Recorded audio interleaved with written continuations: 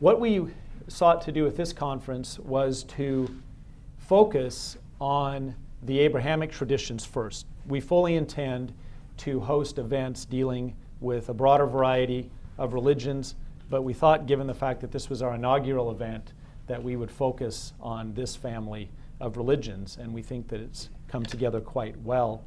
So the question is, who are we? What kind of an organization is this Mormon chapter?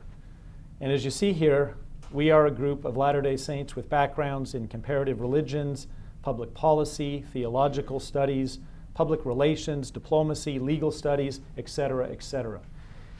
There is a lot of variety within the chapter. We've purposefully sought out people with different backgrounds and perspectives and specializations who all share a common interest in peaceable relations and interreligious understanding, shared projects, etc. As you can guess, we're an independent group. We don't have any official affiliation with the church, but we do have an official representative who is part of the chapter from the Public Affairs Office, and that is Nathan Nilsson. Nathan, will you raise your hand? He's our link to the institutional church. Despite all the other informal links, he's the one we work through. And we're grateful for that relationship.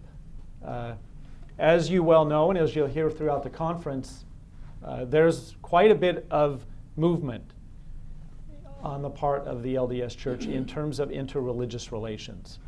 And we hope that you will become more familiar with some of those projects. Elder Porter will talk about some this morning and again throughout the conference. But one of the documents that we think is a kind of foundational document for what we're trying to do is the newsroom commentary called the Respect for Diversity of Faiths. And I just pulled out a couple of quotes for you to look at, but I encourage you to read that, and you'll find it in your packet as well. But it affirms here, Latter-day Saints accept all sincere believers as equals in the pursuit of faith and in the great work of serving humanity.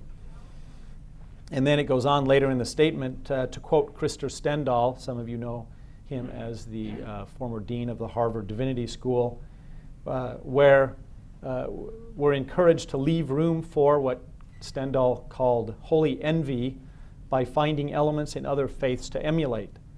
These principles foster relationships between religions that build trust and lay the groundwork for charitable efforts.